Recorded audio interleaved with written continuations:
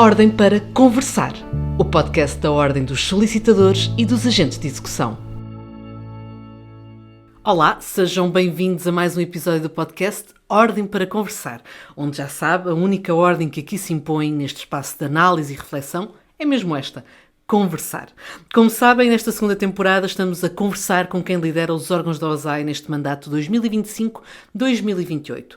Estas foram conversas gravadas poucos meses após a tomada de posse e hoje damos a conhecer a conversa com Marco Antunes, presidente do Conselho Superior da OSAI. No entanto, e também como já sabem, antes disso, damos voz às perguntas remetidas pelos nossos associados e, claro, ficamos com as respostas da bastonária da OSAI, Anabela Veloso. Olá, Sra. Bastonária, muito bem-vinda ao espaço do podcast Ordem para Conversar, onde respondemos às perguntas que os nossos associados nos deixam nas redes sociais. Olá, é bom estar de volta de novo. E vamos então arrancar com a primeira pergunta. Hoje o tema é andamos muito à volta de estágio. Recebemos 3 perguntas de estágio. Começamos pela primeira. Existe alguma previsão da data de estágio para a profissão de agente de execução? É aquela pergunta que eu gostava muito de ter uma resposta, mas que efetivamente neste momento ainda temos um grupo de trabalho a desenvolver aqui algumas respostas para depois sim iniciar, desenvolver um novo regulamento de estágio para os agentes de execução. Portanto, este grupo de trabalho está sendo desenvolvido com a CAAS e, efetivamente, temos que ter aqui respostas equilibradas para os nossos profissionais e para quem quer viajar por esta profissão que é de agente de execução. A maioria dos solicitadores desta casa, em determinado período, quiseram ser agentes de execução. Portanto, sabemos que há muito esta abertura de estágio é uma coisa que acontece com muita vontade. Eu espero ainda ter novidades até ao final do ano, mais que não seja aqui quanto ao regulamento, o formato, o quando, aí sim, mas neste momento há muita coisa para desenvolver, claro. Nomeadamente até a regulamentação, que depois ainda terá que também passar pelo Governo, pela tutela. Claro, está bem? Seguimos então para a segunda pergunta, também sobre o estágio. Quando abrem os estágios para acesso à ordem? Se bem que acabámos de responder à parte dos agentes de execução, respondemos então à parte dos solicitadores. Dos solicitadores. Também é uma resposta que ainda não tenho uma data exata, é um facto. Já evoluímos, portanto já foi aprovado o regulamento de estágio, a proposta do regulamento de estágio pelo Conselho Geral. Neste momento está a ser analisado pelo Conselho de Supervisão. Portanto, assim que esteja também com o parecer da A3ES e aprovado pela Supervisão, temos já também a tutela sobre aviso para, assim que chegue, para ser tratado com a maior urgência e abrirmos então o estágio para solicitadores. Esperemos que até ao final de 2025 ou no máximo no início de 2026, já com o novo regulamento em vigor. Como funciona o processo de inscrição até à efetivação do estágio?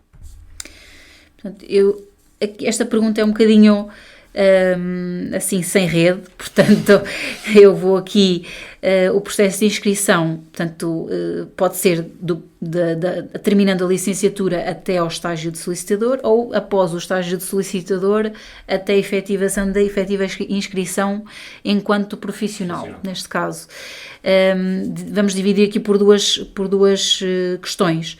Portanto, quando terminamos a licenciatura, a qualquer momento, o futuro associado se pode inscrever no estágio. No novo modelo de estágio, prevê que o estágio esteja aberto a todo momento. Portanto, não haverá um período de referência. Não será só em janeiro ou só em março. Portanto, o estágio tem que estar aberto a todo momento. Portanto, assim que a pessoa terminar a licenciatura, quando desta aprovação do regulamento que já referi, poderá depois inscrever-se a qualquer momento para o estágio de solicitador. depois de terminar, esse estágio tem o período de, no máximo, 12 meses. No fim de termos a aprovação no estágio, o candidato a solicitador terá 5 anos, portanto, para proceder à inscrição na ordem enquanto profissional, enquanto solicitador. Já agora, como aqui a pergunta não refere, eu vou também dizer que, quanto ao estágio dos agentes de execução, neste momento, para ser agente de execução, basta ter a licenciatura em solicitadoria ou direito, tal e qual como no estágio para solicitadoria, para solicitadores. Portanto, nos agentes de execução, basta a licenciatura. E também depois pode ingressar no estágio, e aí já tem previsto, se o modelo tem que ser dentro do que está regulamentado no Estatuto, terá 2 momentos, mas que depois o regulamento aperfeiçoará. Aí terá 3 anos. O período é mais curto para efetivar a inscrição enquanto agente de execução.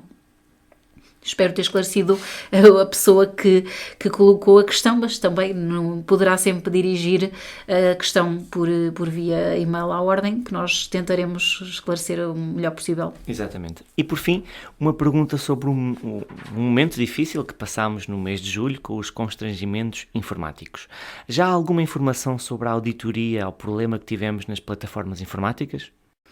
Pronto, está efetivamente aqui, já temos aqui 3 orçamentos, 3 empresas em análise e que vamos agendar reunião para orçamentar. Vamos ter que fazer os procedimentos com a contratação pública, a que estamos obrigados, definir critérios e aí sim, depois uma dessas empresas passará então a efetivar essa auditoria. Neste momento temos já 2 relatórios, um interno da nossa equipa informática e outro da empresa externa que nos assessorou na resolução da questão.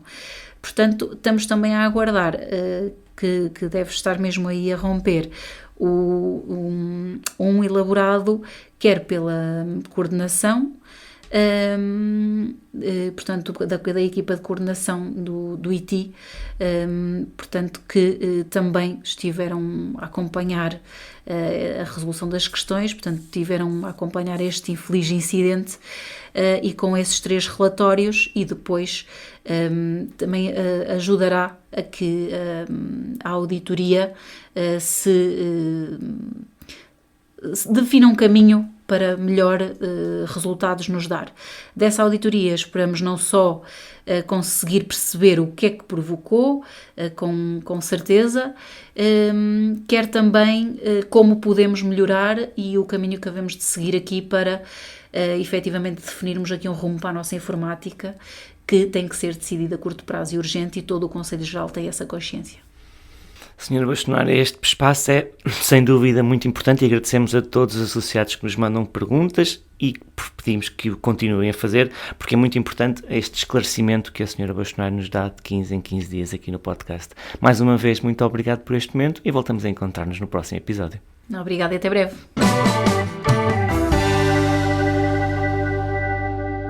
Se também tem uma questão que gostava de colocar, só tem de tomar nota e estar atento às redes sociais da OSAI. Assim que anunciarmos a recolha de questões, bastará submeter a sua. Depois é só esperar pelo novo episódio do Ordem para Conversar, que começará sempre por este espaço. Mas passemos para a conversa de hoje.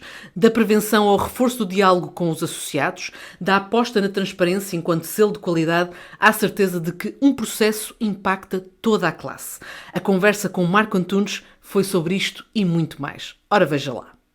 Doutor Marco, começamos por aquela pergunta que é incontornável, mas que, pensando que este podcast pode ser ouvido por associados, mas também para lá da nossa classe, trocado por miúdos, qual então é a missão do Conselho Superior? Boa. Antes de mais, bom dia. A missão do Conselho Superior é um órgão, é o garante, se quisermos, é o último garante do cumprimento das normas deontológicas e éticas por parte dos associados da OSAI. Temos uma função maioritariamente disciplinar, como é óbvio, mas vamos para além disso. Não é? Portanto, tentamos sempre que haja aqui alguma proatividade junto dos associados para que efetivamente haja um entendimento e uma aplicação prática no seu dia-a-dia daquilo que são os nossos princípios deontológicos e também as normas éticas da atividade. Então podemos dizer que o cariz preventivo está cada vez mais presente? Estamos a tentar que esteja. Não é fácil. Nós temos perfeita noção de que nas licenciaturas não há uma cadeira de ética e deontologia e quando há alguma menção limita-se ao Código Deontológico e ao Estatuto da OSAI. E, portanto, se a deontologia se aprende ou apreende no exercício de uma profissão, a ética já vem um bocadinho de berço, não é? E, portanto, há que trabalhar um bocadinho mais na parte da ética do que na parte deontológica, porque a deontológica é cumprir aquilo que está escrito. E perguntava, porque eu imagino, ok, falamos de ética e deontologia, mas depois falamos são só duas palavrinhas, mas depois dentro delas falamos de um leque muito diversificado de questões que podem surgir. Como é que um Conselho Superior, que tem uma equipa limitada, se consegue organizar também para dar resposta a esta diversidade? Como é que é o seu funcionamento interno? O Conselho Superior está dividido com duas secções. Portanto, temos a primeira secção que analisa os processos da atividade de solicitadoria, portanto, está virada para os solicitadores. Temos a segunda secção que é dedicada aos agentes de execução. E depois temos ainda o plenário, que tem aquelas questões mais abrangentes, como sejam os pedidos de idoneidade ou a verificação de idoneidade para o exercício da profissão. As queixas, quando chegam, acabam por ser, ou as participações, são distribuídas para a secção competente, que inicia primeiro um processo de averiguações, depois há uma proposta de decisão e pode avançar para um processo disciplinar ou para arquivamento. No caso dos agentes de execução, as competências do Conselho Superior da OSAI são muito, muito restritas e, portanto, a maioria dos processos são remetidos para a CAAS, porque essa sim tem um poder disciplinar maior sobre a atividade do agente de execução. E para quem está do outro lado, seja cidadão, seja também outro associado, é fácil chegar à fala com o Conselho Superior e remeter alguma participação? É fácil. A Dona Luísa está sempre disponível para atender o telefone. A nossa eterna Dona Luísa. A nossa eterna Dona Luísa. Mas temos na nossa página da OSAI, no separador para o cidadão, temos a queixa eletrónica. É algo que tem vindo a funcionar bem. As participações chegam via queixa eletrónica e são todas atendidas, são todas verificadas. Obviamente que às vezes há participações que acabam por não terminar o processo disciplinar, não é? Muitas delas acabam por ser um desabafo, alguém que está descontente com a atuação do solicitador, ou porque os prazos foram muito demorados, ou porque qualquer outra, ou falta de resposta, ou dificuldade de comunicação. E, portanto, nem todas as participações acabam em processo disciplinar, não é? Mas todas são vistas, analisadas e avançam, não é? Ou seja, o Conselho Superior depois também tem este papel quase de mediador, porque às vezes é preciso explicar que não há um problema. São as coisas a funcionar normalmente. Pode acontecer. Pode acontecer. Com as alterações estatutárias e agora com a nova figura do provedor destinatário de serviços, esse papel de mediação já cabe a esta nova figura, ao provedor de mediação, ao provedor de destinatários. E, portanto, o Conselho Superior já não tem essa competência, se lhe quiser chamar, ou essa faculdade de tentar mediar de alguma forma aquilo que opõe o participante ao participado. Portanto, ficou-nos reservado um papel um bocadinho mais disciplinar do que este aspecto mais pedagógico, quase. Do que esse aspecto mais pedagógico, exatamente, mais de conciliação. Certo. Mas vai certamente impor-se um diálogo muito próximo, até porque vai haver sempre uma partilha, uma troca de, eventualmente, de o que forem o que se vai passando, o que vai acontecendo. É importante haver este diálogo próximo entre estes órgãos? É importante, é importantíssimo mesmo, não é? Sendo um órgão novo, também acredito que ainda não tenha aquela visibilidade que deveria ter, ou pelo menos, quer a sociedade civil, quer mesmo os associados, ainda não estejam sensibilizados para a existência do provedor e as suas competências, não é? E a competência do provedor é basicamente essa, portanto, é tentar mediar situações de algum, eu não vou dizer conflito, porque às vezes nem é tanto conflito, é falta de comunicação entre o destinatário dos serviços e o prestador de serviços, não é? E depois o provedor poderá, se assim o entender, e se vir que na atuação do associado estão consubstanciadas alguns ilícitos disciplinares, depois participar ao Conselho Superior. Da mesma forma que o Conselho Superior, recebendo aquelas comunicações que efetivamente não são processo disciplinar, mas carecem da tal mediação, irá remeter à provedora para que ela, exercendo as suas competências, tente resolver e dirimir a questão. Não, é porque realmente vai ser um desafio explicar ao cidadão exatamente qual a porta que escolher.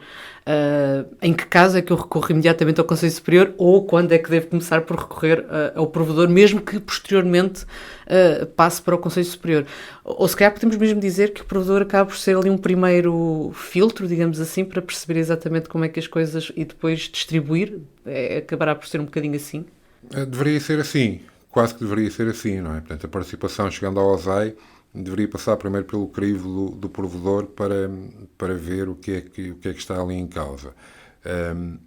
Infelizmente, daquilo que está, não é? O provedor é uma figura que não tem equipa de trabalho, não é? E, portanto, não tendo equipa de trabalho, não sei propriamente quem é que fará essa verificação, essa filtragem do assunto em causa. Mas terá que vamos ter que implementar. É um caminho que vai ter que ser feito. É um caminho que vai ter que ser feito. Não, e acredito que lá está. É um caminho interno e também é um caminho de divulgação, como disse. Também. Porque se as pessoas não souberem que existe e como é que funciona, dificilmente recorrerão, digamos assim, à solução. Dr. Marco, também gostava de perguntar, porque às vezes torna-se difícil ter noção da dimensão das coisas e os números nisto ajudam-nos muito.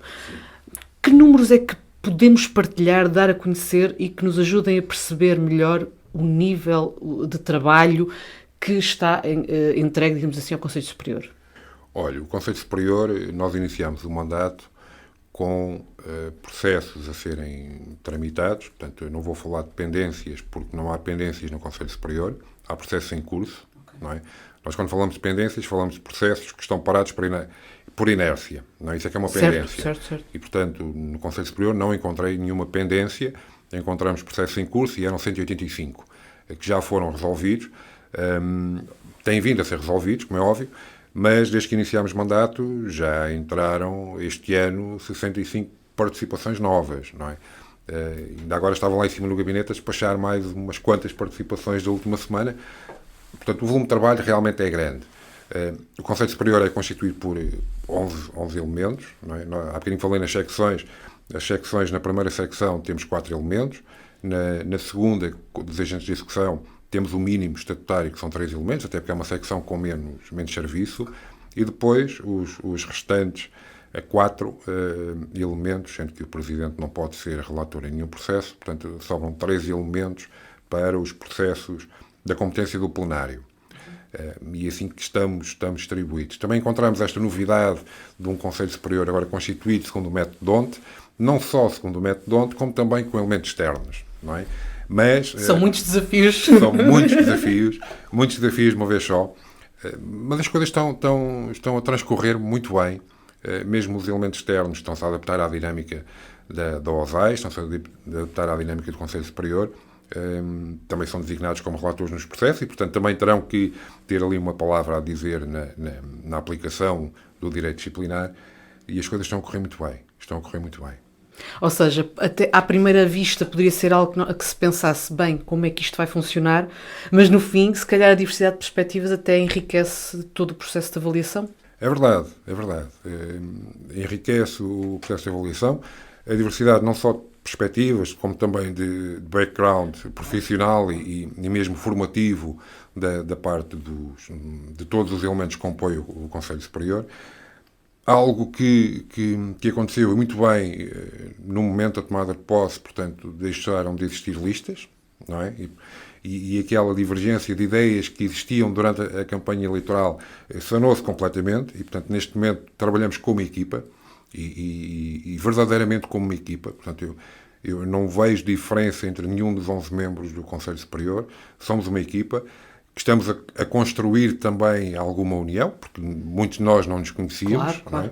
E, portanto, estamos a construir esta união, estamos a construir relações de amizade para que o trabalho flua e seja o mais expedito possível.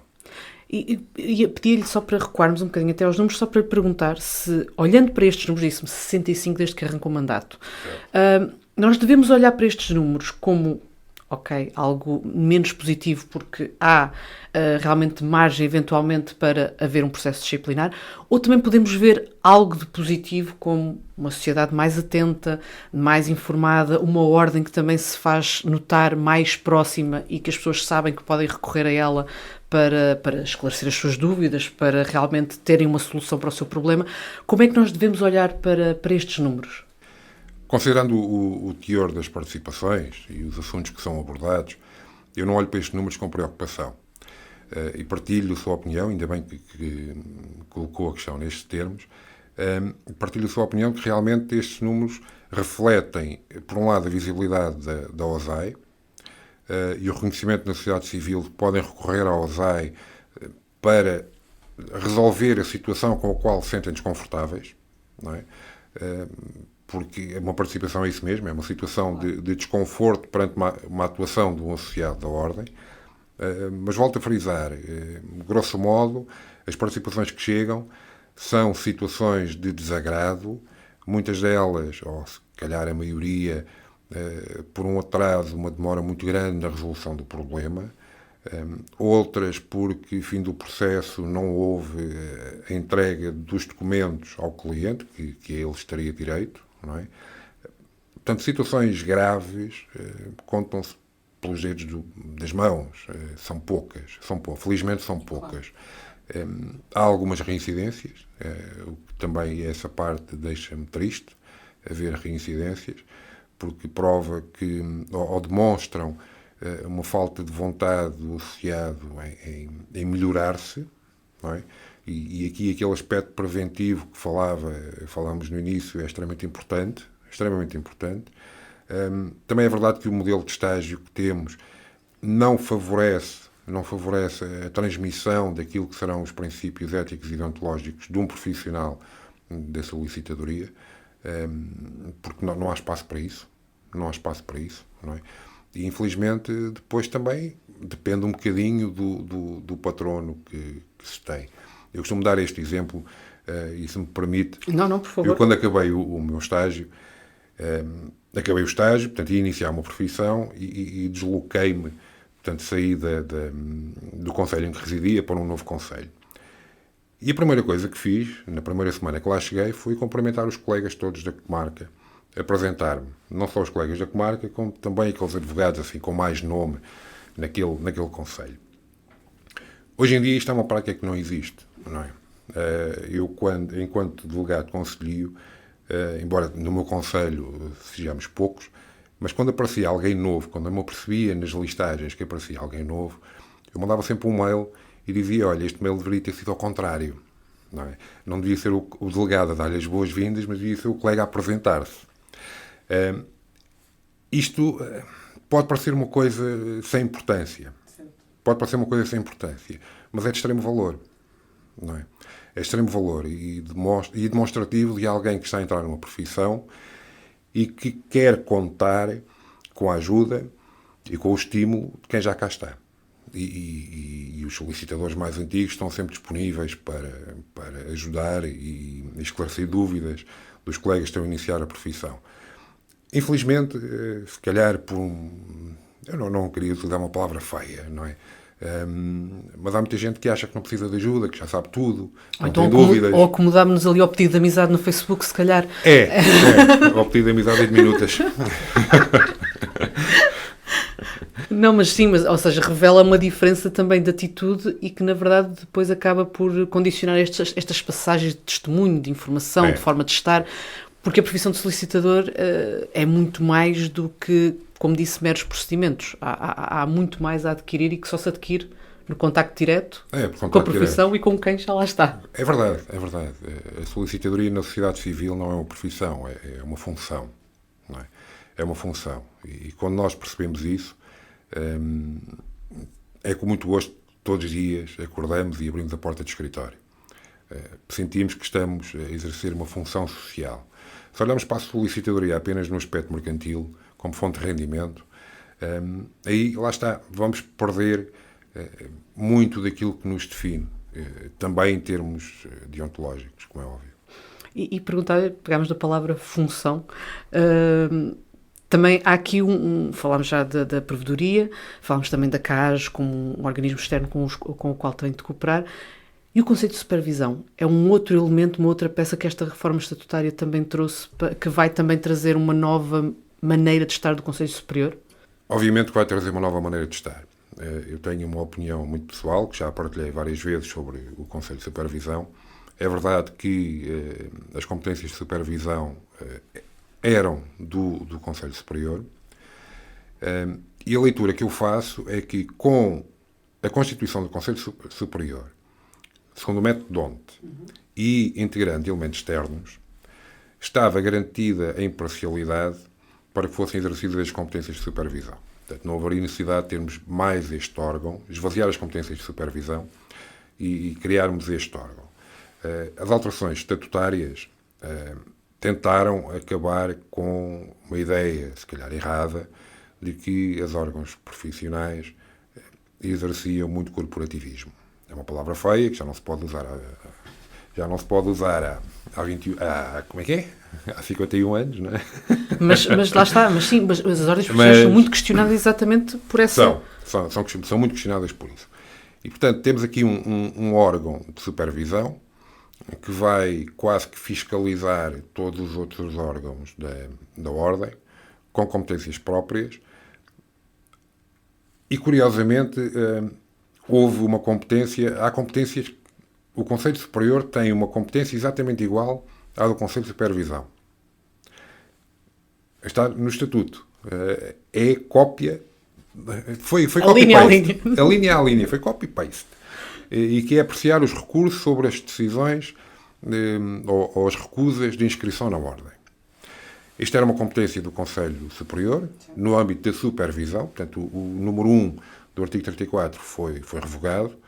Esta linha saiu do número 1 e passou para o número 2, vai-se lá saber porquê, e depois integrou também as competências do Conselho de Supervisão. Portanto, embora seja uma competência do Conselho Superior, eu entendo que realmente é uma competência de supervisão, porque já de trás era uma competência de supervisão. Mas isto também vem demonstrar que realmente estas alterações estatutárias foram pouco pensadas. Não é? E o próprio legislador... Não são raras as leis em que às vezes nos apercebemos quase uma esquizofrenia do legislador. Ou, por exemplo, esquizofrenia ou algum Alzheimer legislativo, não é? Porque estas coisas de duplicarem competências, não é? Não se entende. Não se entende como é que é possível. O meu professor de Direito Administrativo costumava-me dizer que quanto maior a ditadura, maior o número de leis. E ele foi alguém que fez a sua carreira até ao 25 de Abril, não é? E, portanto, a grande parte da sua carreira foi feita antes do 25 de Abril. E conhecia uma realidade, e depois conheceu a nossa realidade, em que temos leis a saírem diariamente, com aquelas coisas que são impensáveis para um jurista, que é uma declaração de retificação, é aceitável. Agora, uma declaração de retificação à declaração de retificação já não é muito aceitável, não é? Portanto, e estas alterações estatutárias vieram criar esta confusão toda, vieram criar estes órgãos que vamos andar aqui todos a ser fiscalizados por todos. Eu penso que numa próxima alteração estatutária, se calhar vai ser criado um novo órgão para fiscalizar o Conselho de Supervisão. Acho que é um risco que corremos. E, portanto, será a bola de neve dos órgãos. Não é? Será a bola de neve dos órgãos. Mas é uma realidade com a qual temos que lidar, temos que aprender a lidar e aprender a trabalhar com ela. O grande problema aqui é quando os titulares dos órgãos se começam a arrogar de competências ou exacerbar as competências que têm. Isto é o grande problema que eu vejo na diversidade de órgãos que temos na Ordem. Se alguém quiser imiscuir no trabalho dos outros, dizendo estou a exercer a minha competência, portanto... Não é? E o trabalho, por exemplo, do Conselho Superior é um trabalho muito delicado. Nós temos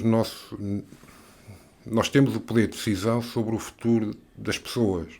E o futuro profissional implica também o futuro pessoal.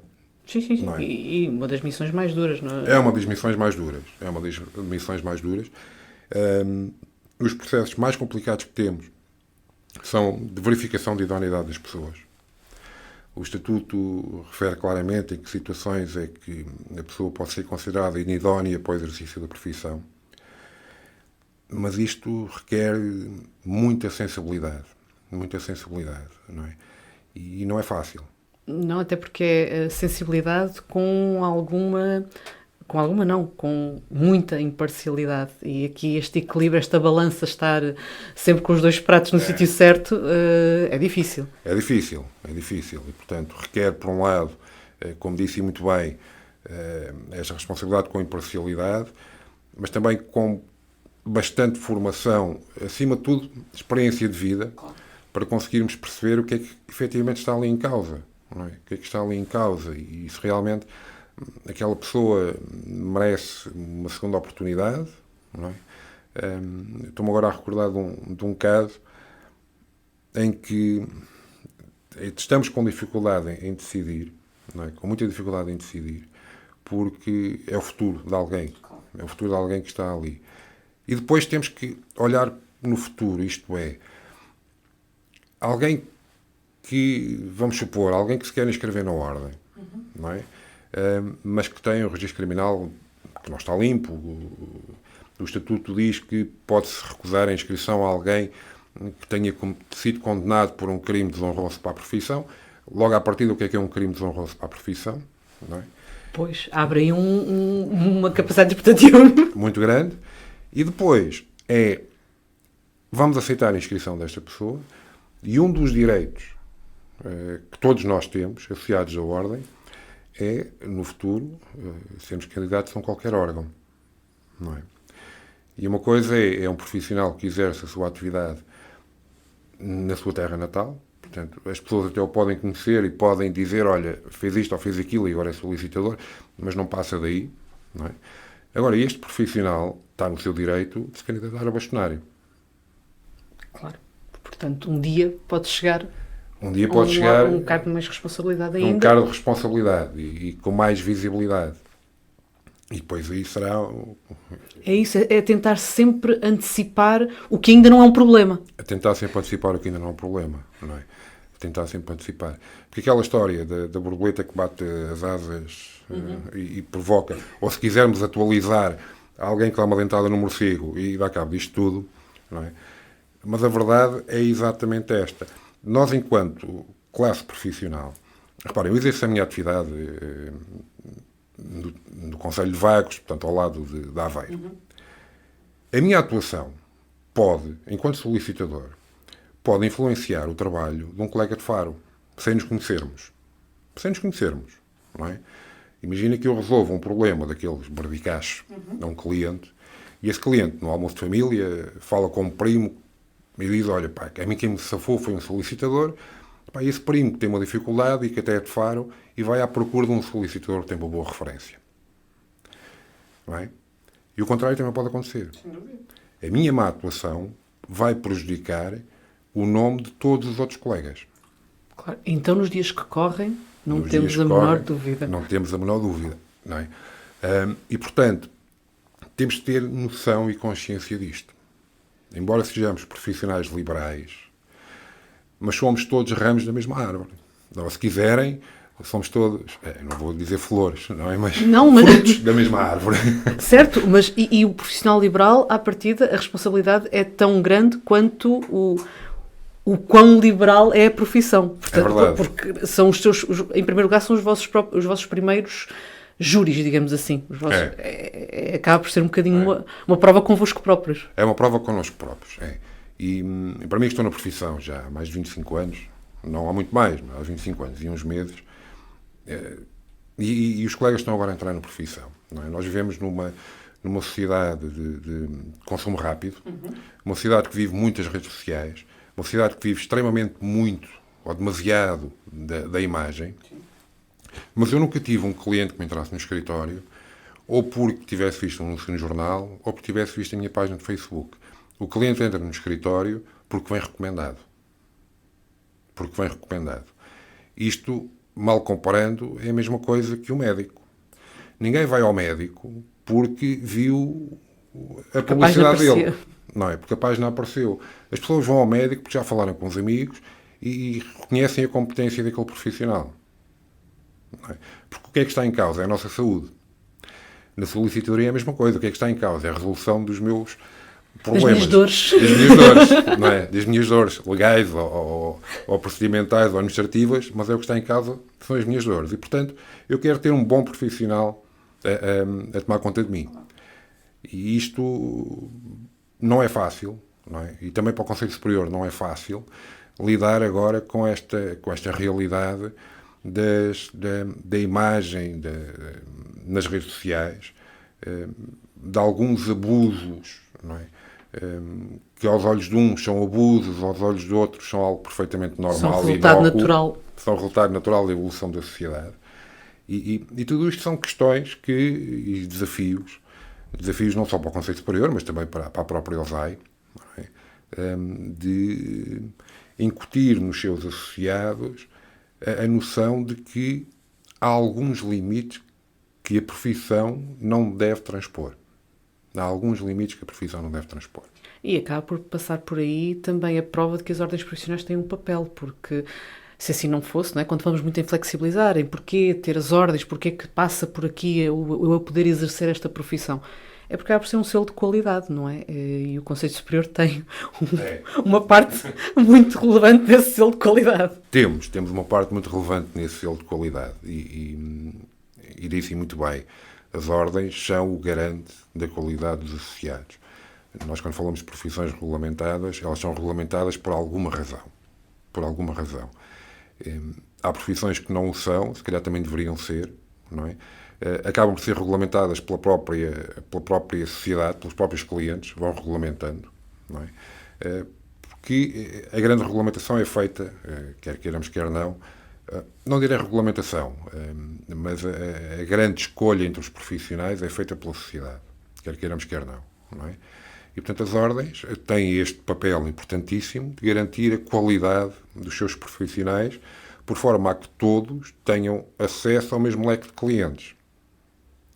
E depois é aquilo que nos vai diferenciar, não é? Perante o cliente, é aquilo que nos vai diferenciar. Eu como disse há bocadinho, eu exerço há 25 anos e uns meses, e tenho clientes que são meus clientes há 15, 20 anos. Não é? Portanto, temos uma relação de continuidade. Obviamente também tenho aquele cliente que me entra no escritório, sabe que precisa de fazer um registro automóvel, claro, e não volta, e resolve. Não é? E resolve. Até porque o escritório está aberto mais horas do que a conservatória. Mas o grosso da carteira de clientes, efetivamente, são clientes de continuidade. São clientes de continuidade. E estou convencido que a maioria dos colegas, também a maioria dos clientes que têm são clientes de continuidade. Não, daquilo que temos encontrado é sem dúvida algo que partilham muito, é essa ideia de o dossiê que ali está, a pasta que ali está é quase a vida do cliente que entrou aqui a primeira vez. É verdade. Há não sei quantos anos. É verdade. Doutor Marco, estamos a chegar ao fim e eu queria muito perguntar-lhe o que é que... Estamos num momento de início, num momento de arranque ainda, certo, mas o que é que seria determinante para chegar ao fim e dizer o balanço é positivo? A chegar ao fim, o balanço é positivo. Chegar ao fim com diminuindo bastante o número de participações que entram. Isso seria um balanço extremamente positivo. Porquê? Porque isso seria demonstrativo de que tínhamos feito o nosso trabalho, não só preventivo, como também de continuidade junto dos colegas. O Conselho Superior está sempre de portas abertas para tudo o que seja necessário da parte dos colegas, todas as dúvidas que sejam necessárias. Vou agora fazer-vos uma inconfidência, comunicar-vos algo em primeira mão. Vamos aumentar as audiências deste podcast. O Conselho Superior decidiu começar a descentralizar as reuniões de plenário. Nós temos plenários uma vez por mês, plenário do Conselho Superior. Depois os plenários das secções também reúnem uma vez por mês, normalmente em meio tempo. Nós temos reuniões de plenário sempre a primeira e segunda-feira de cada mês, estão sempre marcadas. Temos feito as últimas no Porto, porque a maioria dos membros do Conselho Superior, por mera coincidência, somos do Norte. E quando digo mera coincidência, porquê? Porque as listas Sabemos como é que foi. Eram compostas por elementos de todos os conselhos regionais, não é? É verdade. Agora, por coincidência, os primeiros das listas, que foram aqueles que tomaram posse, somos todos lá do Norte. E, portanto, de Figueira da Foz para cima. E temos feito as reuniões no Porto, vamos começar a descentralizá-las com esta novidade. No final da reunião plenária, mantemos-nos no local para atender os colegas que queiram comparecer. Pronto, vamos começar a fazê-lo e vamos começar a andar aí um bocadinho pelo país para que haja esta proximidade, este contacto de proximidade e para que os colegas possam vir ter connosco, colocar as suas dúvidas, colocar as suas questões, para tentarmos efetivamente melhorar e chegar àquele balanço positivo de final de mandato que seria diminuíram as participações. Não, isso é até porque, como disse, num tempo em que as mudanças são tão aceleradas, em que temos outros desafios, outros campos de divulgação, acredito que muitas vezes os erros até sejam cometidos com alguma ingenuidade em algumas áreas. E antes deles poderem ser cometidos, se calhar se pudermos conversar e tirar desde já esta dúvida, é verdade. Vamos estar a trabalhar no sentido pedagógico, como falámos há pouco. Não, é verdade. A maioria dos erros são efetivamente por desconhecimento ou por facilitismo. Estou a pensar muito na questão da comunicação. Sim, às vezes, quando entramos, por exemplo, na profissão e queremos realmente dar a conhecer, é um desafio e podemos acabar por ir para alguma área em que não nos tínhamos lembrado que o limite estava um bocadinho antes. Eu recordo-me que há tempos apareceu-me um currículo na caixa de correio eletrónico de um associado da Ordem, mas a pedir colaboração, portanto, a pedir trabalho. E no currículo mandou-me já, a título de exemplo, alguns clientes que eram clientes dele. Isso está-nos vedado. Nós não podemos divulgar quem são os nossos clientes, exceto com consentimento expresso dos mesmos, mas mesmo que possamos divulgar o nome do cliente, nunca poderemos divulgar os assuntos que tratamos para eles. Não é? Isto é algo que é normal nas outras profissões. Qualquer engenheiro ou arquiteto manda sempre os seus projetos e tudo e mais alguma coisa. Nós não o podemos fazer. Não o podemos fazer. E não podemos fazer porquê? Porque estamos a violar a relação de confiança que o cliente tem connosco. Não é? Estamos a violar a relação de confiança. E às vezes há estas pequenas coisas, até no almoço entre colegas, às vezes do mesmo conselho, falam sobre questões do escritório, divulgando o nome do cliente. E são do mesmo conselho, todos o conhecem. Não é? E é algo normal. Eu já estive em almoços com colegas em que, fora da minha área de atuação, de domicílio profissional, e apercebi-me disso. Portanto, os colegas falam nos almoços sobre casos que têm no escritório. Uma coisa é falarmos sobre o caso quase abstrato, não é? Outra coisa é dizermos o nome do cliente. Olha, tu até o conheces, é fulano tal. Quer dizer... Não dá para esquecer que se é solicitador, pois, nem almoçar com os amigos. Nem almoçar. Não é? Portanto, temos de ter muito cuidado com estas pequenas coisas. Podem parecer pequenas, mas na realidade são muito grandes. E pergunto-lhe, para terminar, se essa seria a mensagem que gostaria de deixar aos colegas, que vai haver momentos de maior proximidade exatamente para conseguirmos levar a bom porto este trabalho preventivo, formativo, pedagógico, acima de tudo, proximidade. Vai haver, vão haver momentos de muita proximidade com os colegas. Espero que os colegas adiram a estes momentos de proximidade. Já sabem que será sempre à segunda-feira à tarde, a primeira segunda-feira de cada mês. Iremos divulgar com antecedência onde é que estaremos, para que as coisas efetivamente possam correr bem e consigamos, com a ajuda de todos, terminar este mandato com o grande objetivo da diminuição de participações. Estamos certos de que virá a ser um hábito. Passaremos de uma novidade a um hábito saudável. Muito obrigada, Dr. Marco. Para essa. Até à próxima. Não se vá embora, ainda temos mais uma edição do espaço Helpdesk no podcast com Ruben Pinto, colaborador da OSAI.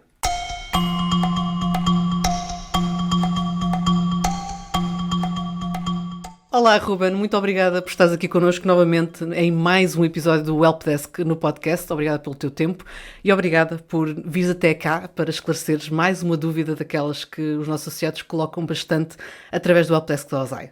Olá, Ana. Eu que agradeço esta oportunidade uma vez mais. Hoje o tema é certificado digital. Mudei de computador e agora não tenho o certificado digital que se encontrava instalado no computador antigo. Preciso pedir a emissão de um novo certificado? Pois é, o certificado digital é uma ferramenta essencial no dia-a-dia dos nossos associados. É uma espécie de bilhete de identidade do solicitador, que permite aceder a vários serviços só disponíveis a estes profissionais, através da autenticação em plataformas das mais diversas entidades com quem os solicitadores se relacionam no âmbito da sua atividade profissional. E por isso, devemos estar sempre atentos à sua correta operacionalidade.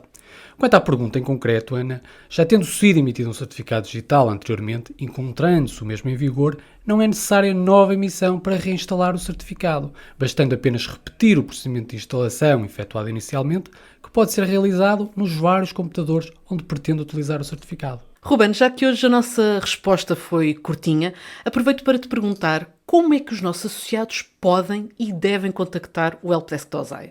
Obrigada pela pergunta, Ana. E a resposta, temos vários canais para ser contactados. Preferencialmente, sugerimos que utilizem a plataforma Helpdesk. Devem autenticar-se com as credenciais de acesso ao ROAS, ao OSISAI e, a partir desse canal, remeter as comunicações que nos queiram dirigir. Podendo também fazê-lo através de e-mail, um e-mail típico para o nosso endereço, que é o suporte@osai.pt, ou então através do nosso contacto telefónico. Ruben, muito obrigada e cá nos encontramos daqui a 15 dias. Até lá. Obrigado.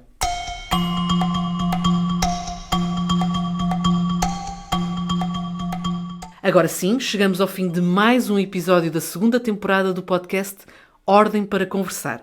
Em breve, divulgaremos o nome do próximo convidado. Para ser o primeiro a saber, acompanhe as redes sociais da OSAI. Siga-nos no Instagram, Facebook, LinkedIn, Threads e Rede X. E adira ainda à comunidade da OSAI no WhatsApp. Quanto a nós, além de poder recordar todos os episódios das plataformas Spotify e YouTube ou em osai.pt, daqui a 15 dias cá os esperamos para um novo episódio. Neste que é o podcast da Ordem dos Solicitadores e dos Agentes de Execução, onde já sabe, a ordem é só uma: conversar.